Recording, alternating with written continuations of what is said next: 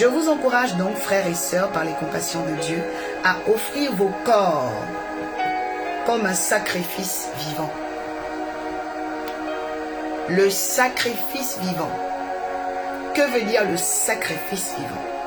C'est le don de soi pour Dieu. Le sacrifice vivant. Écrit ici, Seigneur, aide-moi à être un sacrifice vivant. Le sacrifice vivant, c'est le don de soi pour Dieu. Je vais à l'église, c'est mon sacrifice vivant.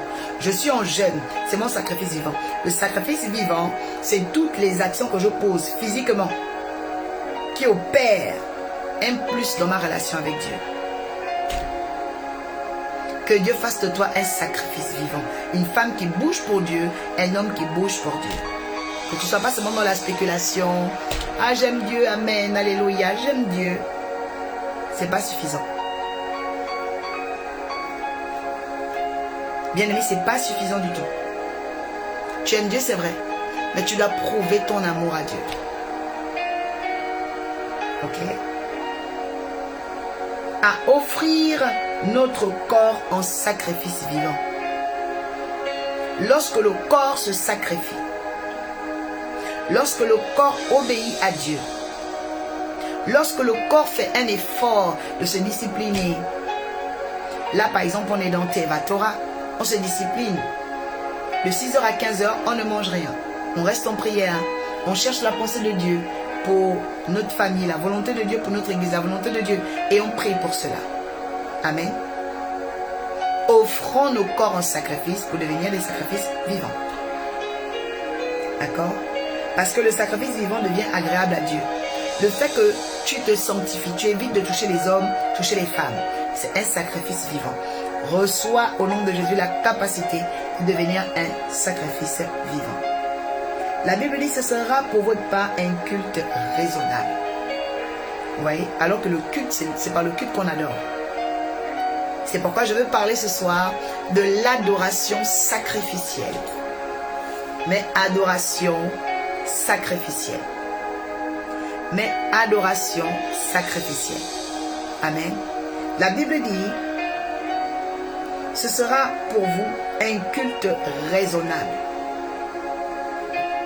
Ce que tu dois savoir dans l'adoration sacrificielle, c'est que l'homme aligne dans sa conscience le type de sacrifice qu'il doit faire pour développer sa relation avec Dieu et son pouvoir sur les entités spirituelles. Je répète, c'est dans l'adoration sacrificielle que l'homme découvre, ok, comment accroître son pouvoir sur les entités spirituelles, mais aussi comment, ok, développer le caractère intime de sa relation avec Dieu. C'est pourquoi dans l'adoration sacrificielle, on devient un 8. On connaît le monde en haut et on découvre aussi le monde en bas. Je déclare à partir de ce 8e mois que tu deviennes une femme qui adore sacrificiellement pour découvrir les choses d'en haut et les choses d'en bas. Pour comprendre, bien-aimé, l'importance des choses invisibles et des choses visibles. Pour comprendre, pour percer les mystères, je parle à un homme qui va recevoir, oh my God, sur ses épaules, quelque chose, une distinction, c'est comme un grade. Je vois un homme qui va être gradé, je vois un homme qui va être gradé. Oh, j'entends supérieur. Je vois un homme qui va devenir supérieur ici. Supériorité de l'esprit dans ta vie. Supériorité de l'esprit dans le plan social, sociétal, professionnel, matériel. Que Dieu te donne de la supériorité. Je dis, tu deviendras un 8. Ça veut dire une personne aguerrie sur la question des choses d'en haut et la question des choses d'en bas. Dieu ne peut pas appeler des personnes à rester sur place, à stagner ou à être limité. Je proclame l'ouverture de ton ciel pour capter les choses extraordinaires qui sont en haut et les choses magnifiques qui sont en bas. Reçois le dépôt, reçois le dépôt, reçois le potentiel au nom de Jésus et que tu ailles pour vaincre comme un vainqueur. Au nom de Jésus, dis Amen. La Bible dit, ne vous conformez pas au monde actuel. Comment reconnaître quelqu'un qui est dans l'adoration sacrificielle? Cette personne n'est pas toujours conformée au monde actuel ou au protocole ambiant. C'est quelqu'un qui cherche l'inspiration de Dieu, pas le copier-coller. ou le panurgisme. Tu as des gens qui sont comme des moutons de panurge. Toi, tu ne dois pas être un mouton. Tu dois être inspiré. Tu ne dois pas tâtonner. Tu dois célébrer. Et lorsque tu entres dans une nouvelle saison, bien aimé, tu dois comprendre la vérité sacrificielle. Ok? La connaissance sacrificielle. La Bible dit, soyons des sacrifices vivants. Alléluia. Jeûner, fais de toi un sacrifice vivant. Te sanctifier, fais de toi un sacrifice vivant. Alléluia. Te mettre à part, c'est faire de toi un sacrifice vivant. Alléluia. Parce que tu donnes ton corps, alléluia, à Dieu. La Bible dit, soyez transformés par le renouvellement de l'intelligence afin de discerner quelle est la volonté de Dieu, ce qui est bon, agréable et parfait. Jade Angelina, que Dieu te bénisse abondamment. Alléluia.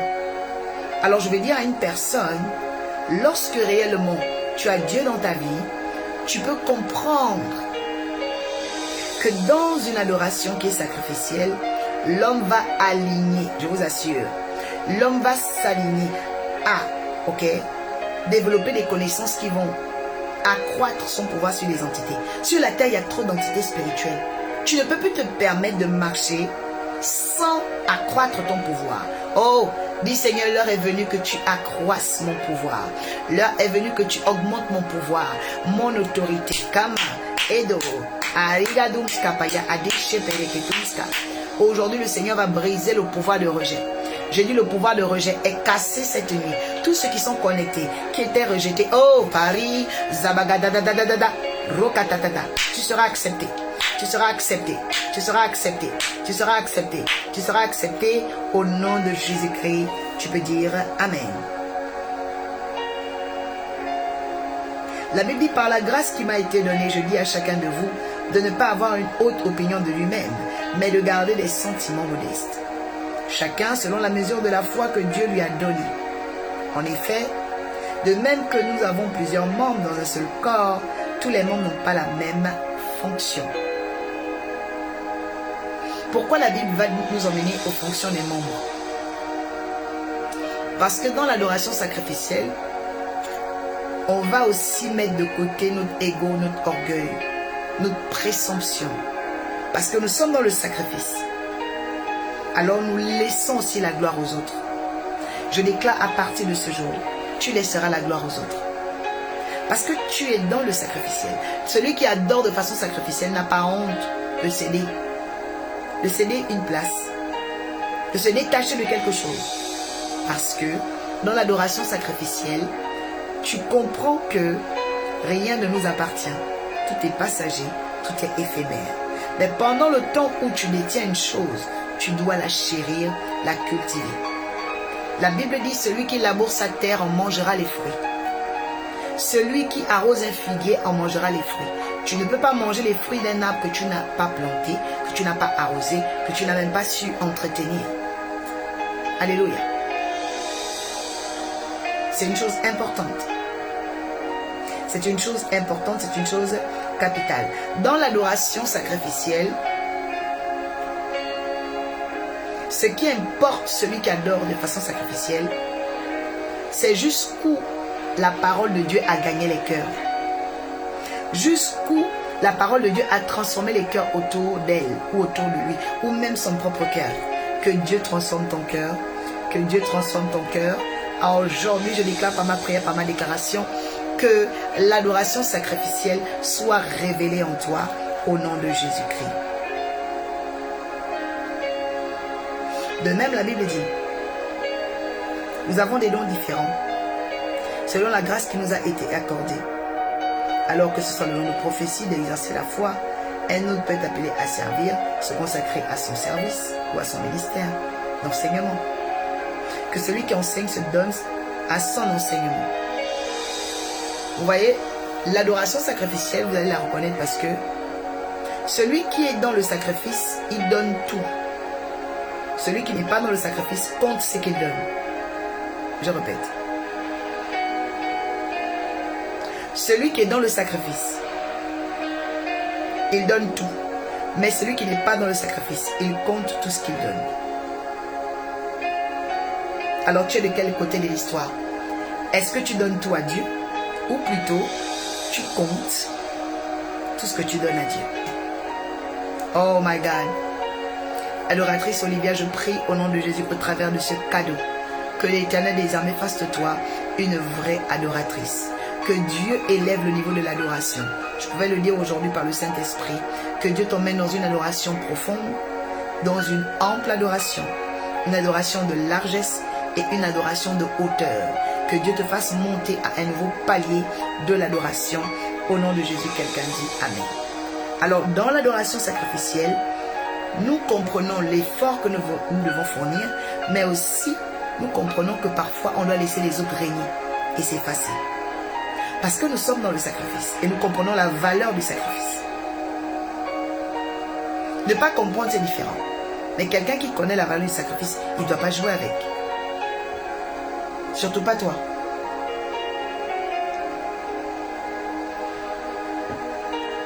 Amen. Surtout pas toi. Vraiment que chacun prenne conscience de cela. La Bible dit ensuite, au verset 7, « Si un autre est appelé à servir, qu'il se consacre au service. Que celui qui enseigne se donne à son enseignement. Que celui qui a le don d'encourager à l'encouragement. Que celui qui donne le fasse avec générosité. Celui qui préside avec zèle et celui qui exerce la bienveillance le fasse avec joie. Parole du Seigneur. » Amen. Maintenant, tu ouvres le psaume 50. Ouvre le psaume 50.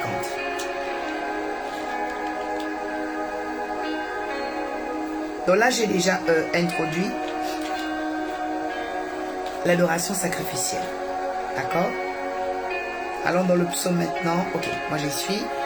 Copie, colle, psaume 50, verset 5. Copie et colle le texte.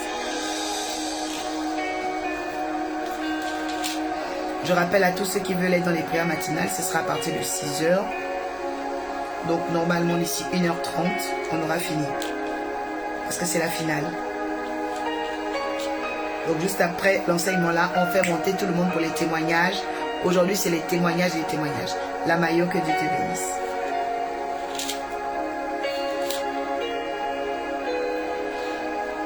Alors on y va. Psaume 50, verset 5. Seigneur, je lis ta parole avec respect et considération. Psaume 50, verset 5 déclare: Rassemblez avec moi mes fidèles, ceux qui ont fait alliance avec moi par le sacrifice. Amen. Vous voyez ici que Dieu ne rassemble pas tout le monde. Hein? Dieu n'a pas dit rassembler les hommes, rassembler les croyants. Non, non, non. Il dit rassembler les fidèles. Alors, c'est qui est fidèle? C'est celui qui a alliance de sacrifice. C'est quelqu'un qui se sacrifie pour Dieu. Il pouvait dormir dimanche à la maison, mais il décide d'aller à la prière. Il pouvait manger du 1er au 31, mais il décide de jeûner pendant 7 jours.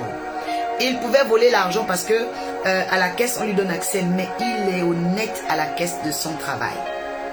Il pouvait coucher avec cette femme qui lui fait des avances, cet ami, mais il n'a pas fait parce qu'il veut préserver son couple ou encore parce qu'il veut continuer à plaire à Dieu. Vous savez, il y a des choses dont vous allez vous priver parce que vous voulez plaire à Dieu. Tu ne toucheras pas à la femme de ton prochain parce que tu veux plaire à Dieu. Tu ne vas pas voler l'argent de ta copine parce que tu veux plaire à Dieu. Je déclare à partir d'aujourd'hui qu'il y a une soif de plaire à Dieu dans ton cœur. Reçois cela maintenant. Reçois maintenant cela. Reçois qu'il y a une soif de plaire à Dieu. La Bible dit quoi? La sagesse est le commencement. La crainte de l'Éternel est le commencement de la sagesse. Ça veut dire que quand quelqu'un a la crainte de Dieu, veut plaire à Dieu, la sagesse va venir dans sa vie. Mais quand quelqu'un n'a pas la crainte de Dieu, n'aime pas Dieu, la sagesse va fuir sa vie. La sagesse est pour ceux qui craignent l'Éternel. Parce qu'un homme sage est un bâtisseur. Une femme sage est une bâtisseuse. Je proclame au nom de Jésus que Dieu fasse de toi une bâtisseuse. Il dit bien, rassemblez-moi mes fidèles qui ont fait alliance par le sacrifice. Donc la fidélité, bien aimé, c'est se sacrifier. C'est se sacrifier pour Dieu. Alléluia.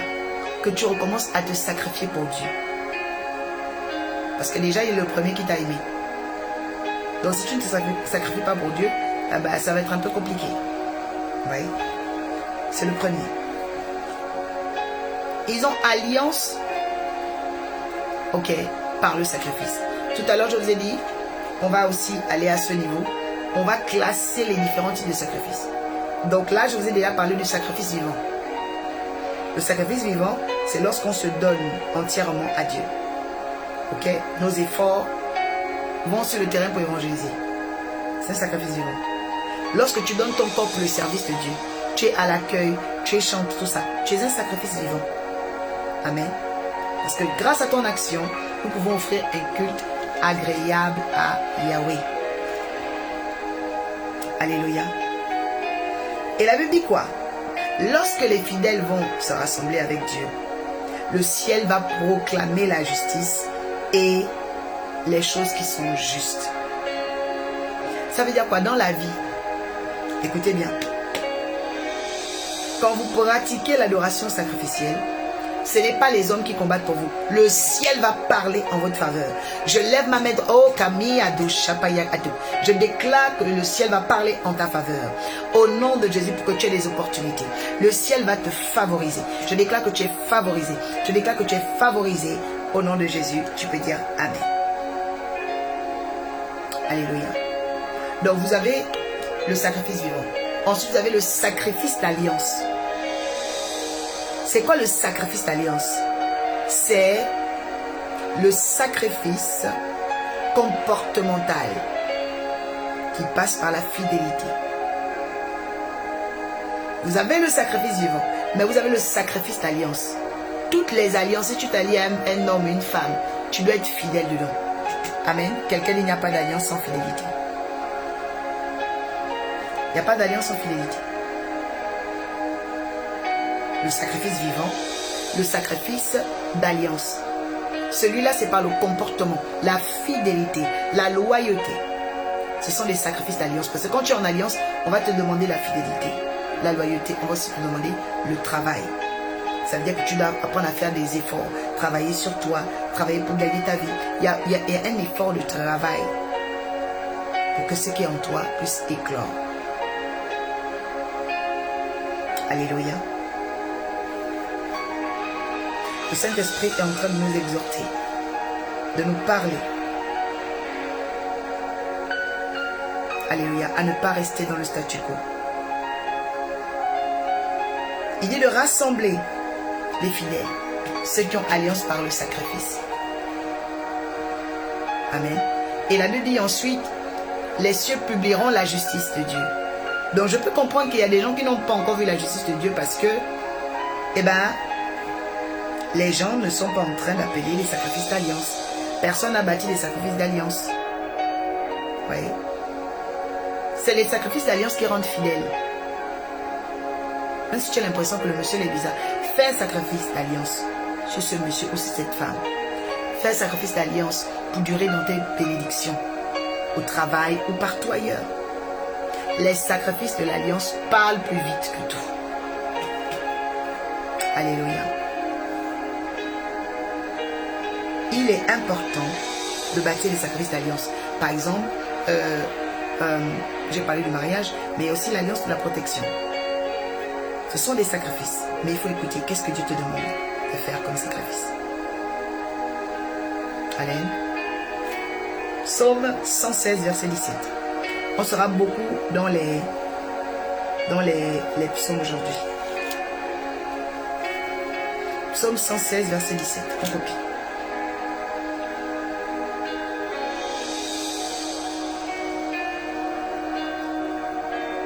Je t'offrirai un sacrifice de reconnaissance. Quelqu'un écrit ici le sacrifice de reconnaissance. Et je ferai appel à ton nom, au nom de l'Éternel. Ok? Le sacrifice de reconnaissance, c'est ce qu'on appelle aussi le sacrifice de l'action de grâce. Pour remercier Dieu, par exemple, quelqu'un qui a eu un témoignage, par exemple, d'une guérison, quelque chose de très grand dans ta vie, tu dois faire un sacrifice de reconnaissance, un sacrifice d'action de grâce. C'est-à-dire pour les bienfaits que Dieu a eus je donne ma reconnaissance par ce sacrifice. Amen. La Bible dit, reconnais l'Éternel dans toutes tes voies et il aplanira tes sentiers. Reconnais Dieu dans tes voies. Reconnais Jésus dans tes voies et il aplanira tous tes sentiers. Amen. Donc ça, c'est un chapitre vraiment à lire. Le psaume 116, merci Marie-Claude, verset 17. Je t'offrirai un sacrifice d'action de grâce.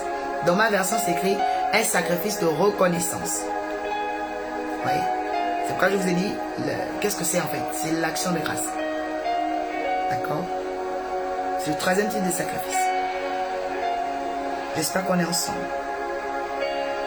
Est-ce que tu es là? Amen.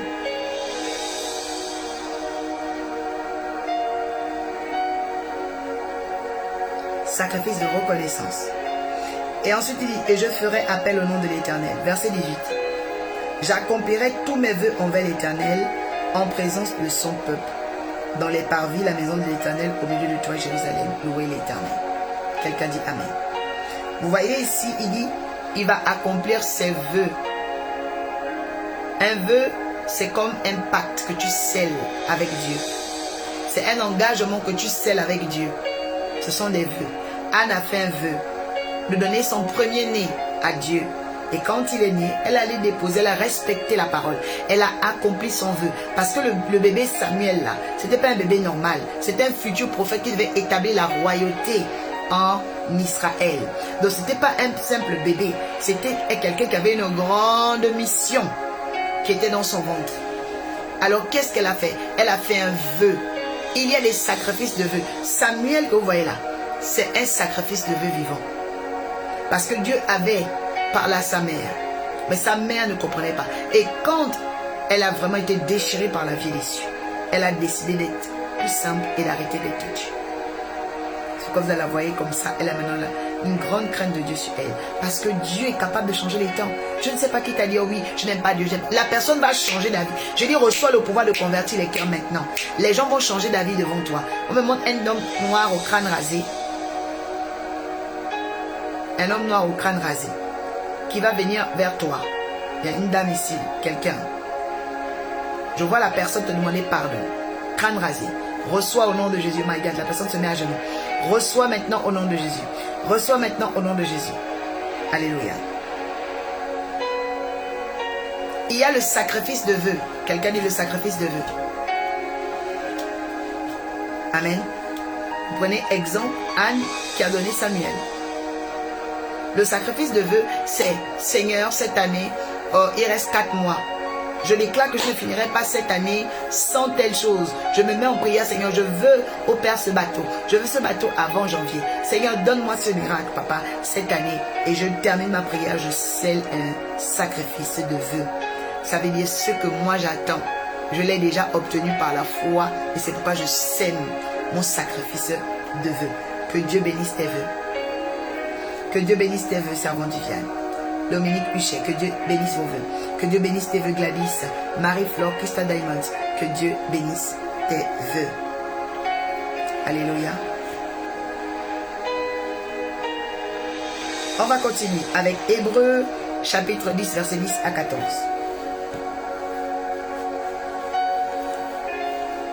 Hébreux.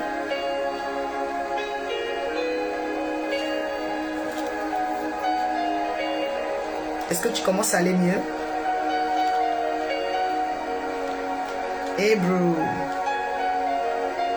Il est là, Hébreux. Hébreux 10, je suis tombé pile. On va aller au verset 10 à 14. La Bible dit: c'est en raison de la volonté de Dieu que nous avons été rendus saints par l'offrande du corps de Jésus-Christ, une fois pour toutes. Tout prêtre se tient chaque jour debout pour faire le service, offrir fréquemment les mêmes sacrifices, qui ne peut jamais enlever le péché. Tandis que Christ, après avoir souffert en un seul sacrifice pour les péchés, s'est assis pour toujours à la droite de Dieu. Il attend désormais que ses ennemis soient réduits à le servir comme marchepied. En effet, par une seule offrande, il a conduit à la perfection pour toujours tous ceux qu'il rend saints. C'est ce que le Saint-Esprit nous atteste aussi Car après avoir dit, voici l'alliance que je ferai avec eux ces jours-là, dit le Seigneur, je mettrai mes lois dans leur cœur. Il ajoute, je ne me souviendrai plus de leurs péchés ni de leurs fautes. Quelqu'un dit Amen. Alléluia. Alors, qu'est-ce que le Seigneur veut nous dire? Qu'est-ce que le Seigneur veut nous dire dans ce passage? Le plus important ici, c'est la seule offrande a conduit à la perfection. Jésus a risqué sa vie. Et en risquant sa vie, c'est ce sacrifice qui nous emmène à la perfection. Parce que je vous assure, sans Jésus, on ne pouvait pas chasser les démons. Sans Jésus, on n'accéderait pas à une certaine dimension de la révélation. Sans Jésus, même le ciel serait peut-être fermé. Parler et voir le Christ dans une région, dans un pays, c'est une bénédiction. Oui, c'est une grande bénédiction. Alléluia. Que Dieu t'accorde une clarté d'âme et d'esprit, afin que tu saches quelle est la volonté parfaite de Dieu pour toi, pour tes enfants. Reçois maintenant au nom de Jésus un esprit éclairé. Reçois un esprit prophétique. Reçois un esprit prophétique. Tu penseras à des choses. Tu verras des choses par la divine gloire du Saint-Esprit. Reçois. Reçois. Alléluia.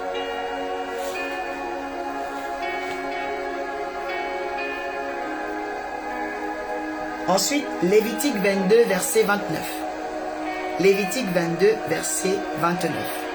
Est-ce que tout le monde est là? Je vois, on tapote, on met les cœurs et on partage. Lévitique 22, verset 29.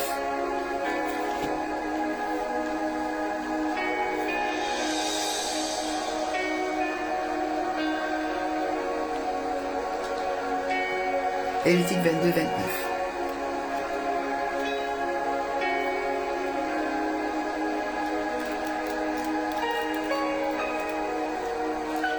Lévitique 22. Merci Angel, Ange Gaël, que Dieu te bénisse.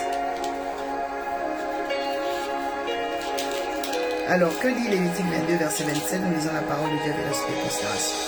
Le 27 est bien là. Ok. Quand un veau, un agneau, un chevreau naîtra, il en restera 7 jours avec sa mère. Le 8e jour, ok, et les suivants, il sera accepté et offert à l'Éternel en sacrifice par le feu. Le veau ou l'agneau, vous l'égorgerez, pas l'animal de son petit. Quand vous aurez offert un sacrifice à l'Éternel de reconnaissance, vous ferez en sorte qu'il soit accepté. Ça, c'est une parole qui me touche beaucoup. Beaucoup de gens se disent toujours, ah, j'ai fait le sacrifice, c'est bon. Non, non, non. Quand tu fais un sacrifice, prie et demande à Dieu d'agréer ton sacrifice par les signes et les prodiges. Parce que si Dieu n'a pas agréé là, c'est pas bon pour toi. Tu dois demander à Dieu l'approbation. Dis, je veux l'approbation divine. Je veux l'approbation divine. Je veux les signes de l'approbation divine dans tous les domaines de ma vie. À partir de maintenant, nous disons Amen. Alléluia.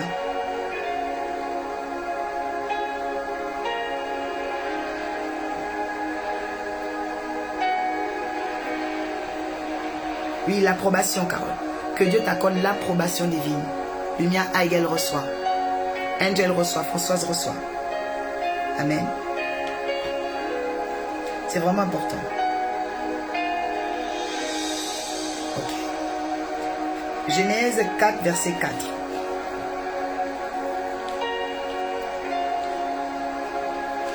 Genèse 4.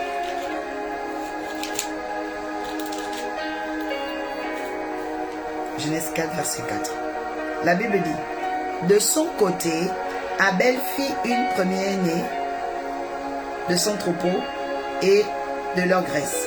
L'Éternel porta un regard favorable sur Abel et sur son offrande. Caïn fut très fâché et irrité. Il abhorra un air sombre. Mais l'Éternel lui dit, pourquoi es-tu irrité? Et pourquoi abhorres-tu un air sombre?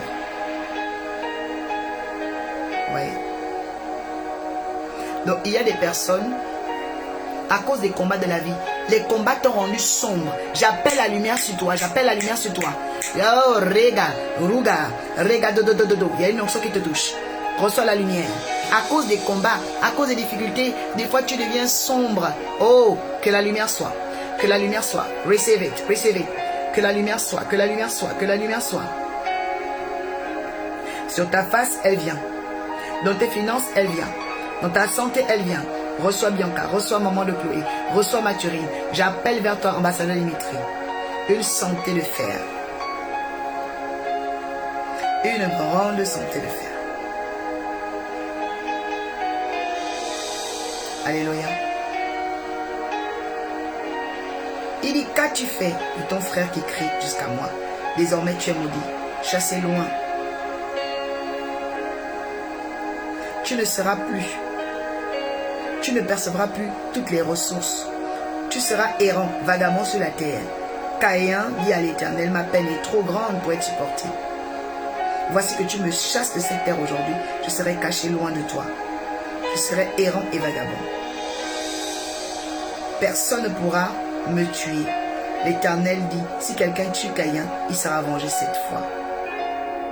Oui. C'est là que vous voyez dans la Bible, Caïn, Dieu lui a mis une marque pour que personne ne le tue. Oui. Dieu lui a mis une marque pour que personne ne touche à Caïn. Parce que la tragédie qui avait eu lieu parmi les enfants d'Adam et Ève, c'est Caïn qui est à la base. Vous allez voir, les méchants parfois ils vivent longtemps. C'est pas que Dieu veut les faire vivre longtemps, c'est parce que Dieu veut leur donner le temps de changer, le temps de se repentir, le temps de jeûner, le temps de vraiment chercher la face de Dieu, vous comprenez? Parce qu'il y a des gens qui ne cherchent pas Dieu. Je vous assure, hein. Et il y a des gens là, ils ne cherchent pas Dieu. C'est-à-dire, leur vie c'est vraiment l'amusement. Oui. Leur vie c'est s'amuser, leur vie c'est vraiment raconter des bêtises. Jackie, que Dieu te restaure. Angel, que Dieu te restaure.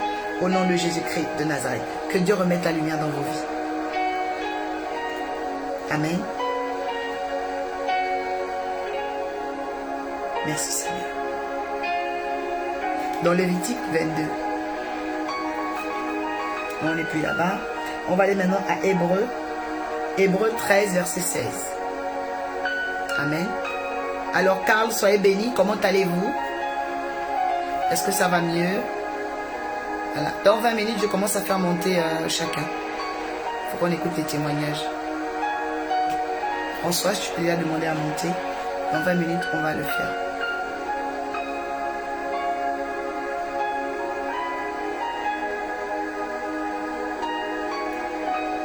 Alléluia. Waouh. Hébreu 13, 17. Hébreu 13, 17. Alléluia. Hébreu 13, 17.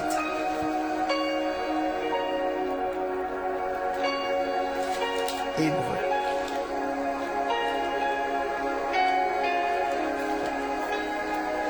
Merci Angel pour les versets bibliques. Voilà. Donc Hébreu, là je suis au 11. Alors 13. Alors nous lisons la parole de Dieu avec respect et considération. Obéissez. Attends, c'est bien Hébreu 13. Pardon, Hébreu 13 verset 16. La Bible dit, et n'oubliez pas de faire le bien, de vous entraider, car c'est à de tels sacrifices que Dieu prend plaisir. Ok? On les appelle aussi les offrandes de miséricorde. Écoutez, la Bible dit, n'oubliez pas de faire le bien et de vous entraider, car c'est à de tels sacrifices que Dieu prend plaisir. Donc il y a des sacrifices de miséricorde, des offrandes de miséricorde. Par exemple, aider la veuve, aider l'orphelin, aider les nécessiteux, ce sont des offrandes de miséricorde. Ça veut dire de la même façon que tu as pris soin de ceux qui n'ont ni père ni mère. Alors Dieu va te visiter là où tu n'avais pas d'appui, où tu n'avais pas de soutien. La plupart des personnes qui pratiquent la miséricorde, qui pratiquent les offrandes de miséricorde, bien aimés, ont souvent des gens qui apparaissent comme ça de nulle part pour les défendre, qui apparaissent comme ça de nulle part pour les aimer. Je dis à quelqu'un, ta vie n'est pas terminée. Même si les gens te négligent, oh my God, te bafouent à gauche ou à droite. Je t'assure d'une chose capitale que j'ai découverte avec l'Éternel des armées.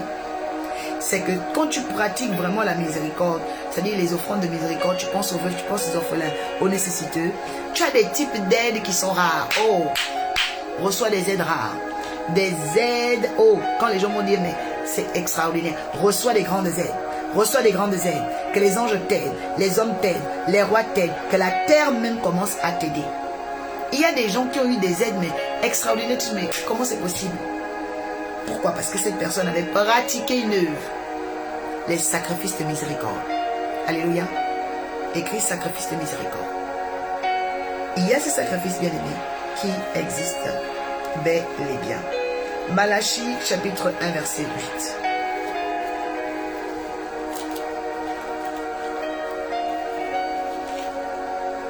Malachie 1 verset 8.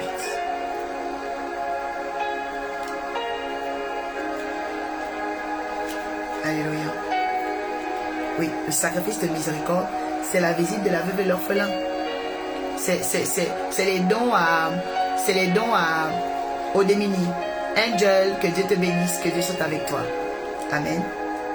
C'est important, bien-aimé, de manifester aussi, ok, des sacrifices de miséricorde. Hein?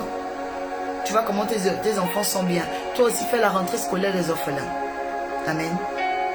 Et entre parenthèses, à partir du mois de septembre, vous savez qu'on a renvoyé la date de Prophétique Army il y a une semaine, c'est pas beaucoup. Voilà, donc le 3, 4 et 5 septembre, on aura Prophétique Army au lieu de 28, 29, 30 août. Voilà, donc ça je voulais vraiment le spécifier pour que chacun aussi se prépare. Ok? Voilà, donc c'est très important. Ensuite, donc Malachie 1.8, on n'a pas lu Malachie. Hein? Dernier prophète de l'ancienne alliance.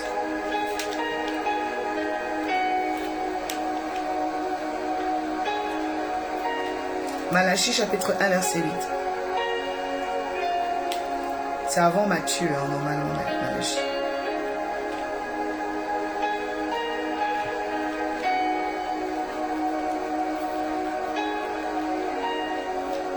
C'est avant Matthieu. Avant Matthieu, vous avez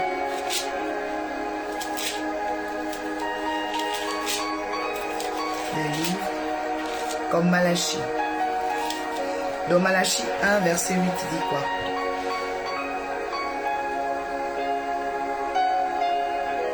On va commencer au verset 6 à 8. Un fils honore son père, un serviteur son maître. Si je suis le père, où est mon honneur qui me revient? Si je suis le maître, où est la crainte qui médit? Dit l'Éternel, le maître de l'univers, à vous les prêtres, qui méprisez mon nom et dites, en quoi avons-nous méprisé ton nom? Vous offrez sur mon autel des aliments impurs. Vous dites, en quoi t'avons-nous souillé? Voyez? C'est en disant la table de l'Éternel est dérisoire. Quand vous offrez en sacrifice une bête aveugle, n'est-ce pas mal quand vous offrez une bête boiteuse ou malade? N'est-ce pas mal? Offrez-la à votre gouverneur et vous recevra-t-il. Et maintenant, priez Dieu pour qu'il ait pitié de nous. C'est de vous que cela vient. Ouais. Alors, qu'est-ce qu'on peut comprendre ici? C'est que Dieu reprochait par le prophète Malachie l'adoration du peuple. Ils avaient une fausse adoration corrompue. Au lieu d'être dans l'adoration sacrificielle, eh ben non. Ces personnes-là venaient avec une adoration corrompue. Les bêtes chétives, les bêtes malades. En fait, là, les gens, ils ne donnent à l'église que les choses qui sont vieilles, moches, bizarres. Non, non. La maison de Dieu s'appelle maison des trésors. C'est là où on emmène ce qui est précieux. Parce que ce que tu emmènes dans la maison de Dieu détermine beaucoup ce que tu vas recevoir. Donc, si tu commences à emmener des fausses choses, bien aimé, tu vas recevoir quoi? Que les fausses choses. Oui. C'est une loi de correspondance qu'il faut mettre en application. D'accord? Donc, il est là en train de faire le reproche. Ok. Vous savez comment on appelle ce sacrifice-là? Pour ceux qui sont dans l'adoration corrompue, leur sacrifice s'appelle le sacrifice de l'insensé.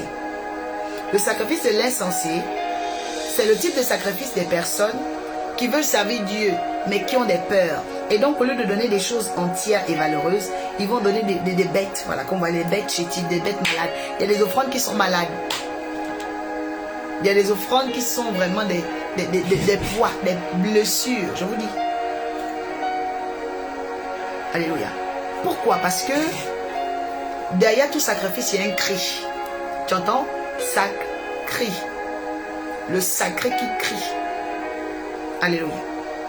Donc derrière tout sacrifice, il y a un cri. Le cri de l'âme, le cri de cœur, le cri d'amour, le cri de douleur, le cri d'une peine. Il y a un cri. C'est-à-dire qu'on veut voir quelque chose. C'est pourquoi les gens font des sacrifices. C'est pourquoi Dieu demande des sacrifices. C'est pour apaiser le cri en toi. Et je déclare en ma qualité d'oracle que Dieu va apaiser ton cri. Ton cri pour avoir une maison, ton cri pour avoir un diplôme. Oh, dis Seigneur, apaise mes cris. Dis Seigneur, apaise mon cri par mon sacrifice. Il faut que Dieu apaise le cri de beaucoup de gens ici.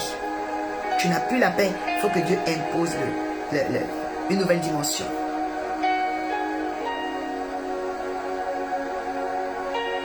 Alléluia. Et je demande au ciel de nous accorder vraiment d'être épargnés des fausses adorations. Que le ciel apaise notre cri. Ok? Sacrificiel. Sacrificiel. Alléluia. Dans Malachie, Dieu est en train de faire des reproches parce qu'il n'est du tout pas d'accord avec le fonctionnement. Ce qu'on donne à l'autel, la Bible dit, sur mon autel, vous emmenez des aliments impurs. Il y a des gens, parfois, ils viennent à l'autel, ils déposent des aliments impurs. Ouais. Tu ne peux pas, par exemple, excusez-moi, aller faire peut-être de la prostitution et puis tu prends ça, l'argent là. Tu viens déposer ça devant l'autel. C'est pas bon. C'est pas bon. Je suis désolé. Ce sacrifice, il est impur et tu sais qu'il est impur. Dieu reprochait déjà à son peuple depuis les choses. Tu vois? Tout ce qui est frotté au mal, au péché, enlever ça devant les choses de Dieu. Et retrouver la crainte de Dieu. Aujourd'hui, les chrétiens ont plus la crainte. On marche chez Chewing-Gum à l'église, on fait ceci. Bien aimé, la Bible dit que la crainte de l'Éternel est le commencement de la sagesse. Reçois un cœur qui va craindre l'Éternel. Que Dieu te donne un cœur qui va craindre l'Éternel au nom de Jésus. Alléluia. Bien aimé, c'est une clé. C'est une chose importante. Ok? Après Malachie 1, on va continuer avec 2 Chroniques 7, verset 15. Là, on approche le dernier texte. Après, on commence le témoignage de prière. Je suis en train de t'énumérer vraiment comment on rentre dans l'adoration sacrificielle. En mettant des noms sur chaque vie disciplinée dans le sacrifice. Ouais. Comme ça, que Dieu soit loué.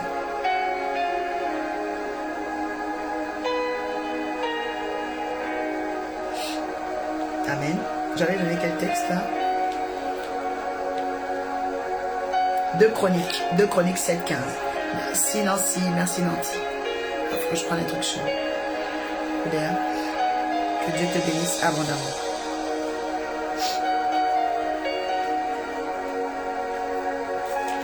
Chronique. Les chroniques, les rois, tout ça. Pas beaucoup de choses. Donc c'est 2 Chroniques. Hein. Attention. 2 Chroniques 7. Ok. Et on va au verset 5. Il est écrit. Le roi Salomon offrit 22 bœufs. 120 brebis en sacrifice. Merci, merci. Merci Sabrina. C'est ainsi que le roi et tout le peuple firent la dédicace de la maison de Dieu. Alléluia. Donc, Salomon a inauguré le temple. Ok? Et pour le dédicacer, il a offert. Il a fait quoi? Il a offert des sacrifices. Il a offert des sacrifices. Et pourquoi il avait fait? Parce qu'il voulait que la demeure soit la présence de Dieu. Que ce temple soit la présence de Dieu. Alors pour éviter la présence de Dieu, il lui fallut présenter des sacrifices. Maintenant, je vais te demander, va à un endroit où il y a une ferme, demande le prix d'une brebis, demande le prix d'un bœuf. Et tu vas comprendre le type d'adoration qui était requise. même au temps du roi Salomon. Va regarder, c'est combien? Tape sur Google. Prix d'un bœuf et prix d'une brebis. On va voir.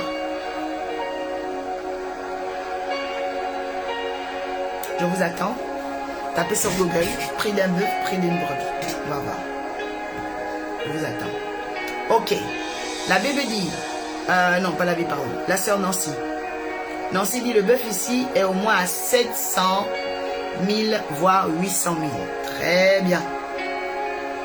Maintenant, regarde un peu les 700 000 là. Salomon a pris 22 000. 22 000 bœufs. C'est énorme comme holocauste. C'est énorme comme sacrifice. C'est pourquoi la richesse qu'il a eue était énorme. En fait, Dieu fait correspondre la loi sacrificielle à la vie de l'homme qui fait le sacrifice. C'est comme ça.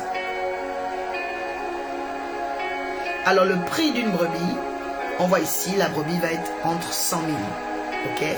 Le bœuf, 500 000. Vous voyez ça? Donc, déjà, si la brebis est à 100 000. Maintenant, on te dit qu'il a pris 120 brebis. 120 brebis. Donc, les 100 000 multipliés par 120. Ça va à peu près 12 millions. Regardez comment l'adoration sacrificielle a poussé Salomon à offrir ça. Et vous allez voir des gens qui vont vous dire, oui, on ne peut pas faire des gros sacrifices pour Dieu, pour l'église, ce n'est pas normal. Ah bon? Est-ce que vous savez, même du temps, bien aimé des catholiques, il y avait les indulgences? Allez-y vous renseigner sur les indulgences catholiques. Bien aimé, là-bas on ne jouait pas de les indulgences. Les propriétaires terriens donnaient 10% de leur terre au clergé. Clergé, ça veut dire à l'église. Les plus gros propriétaires, ok, ici en France, ce sont les catholiques. Parce que les catholiques, dans l'époque des indulgences, avaient des familles des seigneurs, des familles des nobles, des familles des bourgeois, qui donnaient 10% de leur terre à l'église. Sachant qu'une terre, et là on est en Europe, ne coûte pas très peu, mais coûte beaucoup. Déjà. Mais tu vas voir des gens, quand on parle du sacrifice, ils vont bavarder. Ils vont torticoler. Ils vont épiloguer. Oh, mais c'est pas normal. Pourquoi on fait des sacrifices à l'église? Pourquoi Dieu a donné cadeau? Ah bon, vous êtes sûr que Dieu a donné cadeau? Donc, donner son fils unique là, c'est un cadeau? Non. C'est pas un cadeau, donner son fils unique. Ouais. Ce sacrifice-là, de Jésus, on l'appelle comment? C'est le sacrifice ultime. C'est le sacrifice ultime, c'est-à-dire le sacrifice le plus excellent. C'était de donner sa vie. Pas la vie de n'importe qui, la vie de Jésus a beaucoup plus de valeur que tout. Le sacrifice ultime. Alléluia.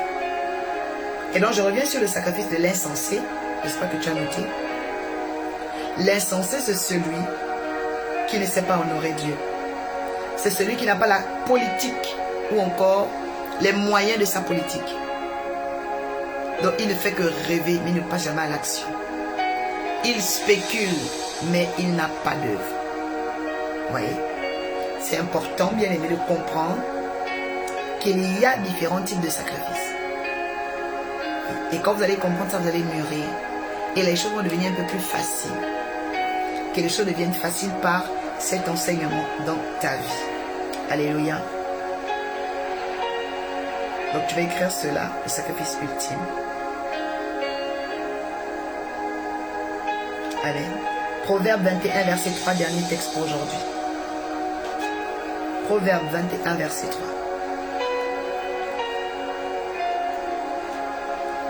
Proverbe 21, verset 3.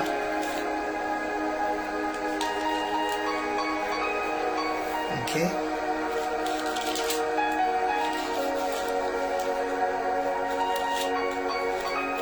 Seigneur, je lis ta parole. La Bible dit au verset 3. La pratique de la justice et de l'équité, voilà ce que l'Éternel préfère au sacrifice. Vous voyez ici que le vrai sacrifice c'est le changement de ton cœur. Le vrai sacrifice, c'est le changement de ton cœur. Ça veut dire que tu pratiqueras désormais la justice et tu vas pratiquer l'équité. Tant que tu ne pratiques pas la justice, tu n'es pas en train de donner un bon sacrifice à Dieu. Le bon sacrifice, c'est aussi, bien aimé, de savoir enlever quelque chose pour avoir quelque chose de meilleur.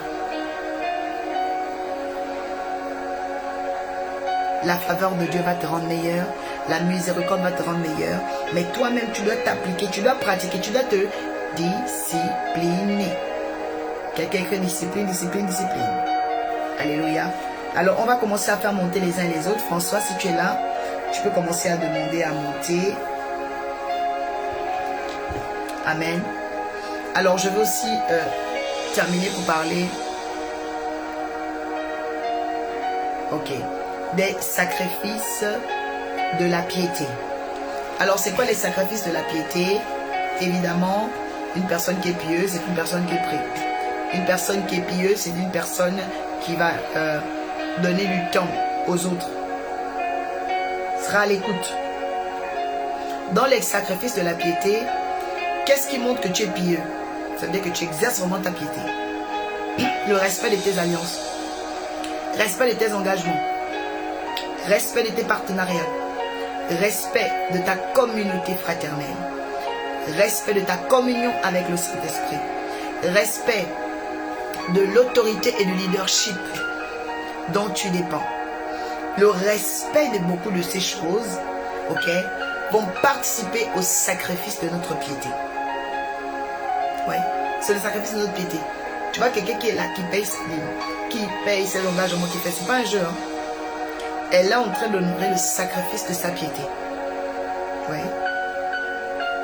Beaucoup de gens n'honorent pas le sacrifice de leur piété. Ils disent être pieux, mais il n'y a pas de sacrifice dedans. Ils ne sont pas identifiés par l'angéologie du domaine où ils veulent intervenir. Le livre de Jude parle d'eux comme étant des nuées sans eau.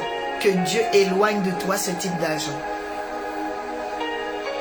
Je répète que Dieu éloigne de toi ce type d'agent. Alléluia. Parce que oui, bien aimé, il y a des agents. Il y a des agents. Et ces agents-là viendront dans ta vie pour essayer de te refroidir, t'empêcher d'avancer avec Dieu, t'empêcher de comprendre la Bible, t'empêcher de lire même la Bible, en fait, de comprendre la parole de Dieu, en fait. Vous voyez? Ce sont des agents des ténèbres. Voilà. On en a beaucoup comme ça, hein, qui vivent en agents des ténèbres. Que Dieu les chasse. Dis Seigneur, chasse les agents des ténèbres dans ma vie. Dis Seigneur, chasse les agents des ténèbres dans ma vie. Dis Seigneur, chasse les agents des ténèbres dans ma vie. Que Dieu chasse tout agent des ténèbres dans ta vie, dans le nom de Jésus. Amen. C'est capital. Il y a des agents des ténèbres qui sont là pour que tu ne lises pas la Bible, que tu ne respectes pas tes frères en Christ, tu ne respectes pas ton pasteur. Ce sont les agents des ténèbres. Ouais. Que Dieu les chasse, que Dieu les expose, que Dieu les fragilise et que Dieu te montre rapidement qui ils sont. Vous voyez, il y a des gens, quand vous les avez découverts plus tôt, c'est bon, vous avez échappé. Oui. Je dis, reçois maintenant la lumière qui va totalement exposer les méchants devant ta face. Amen.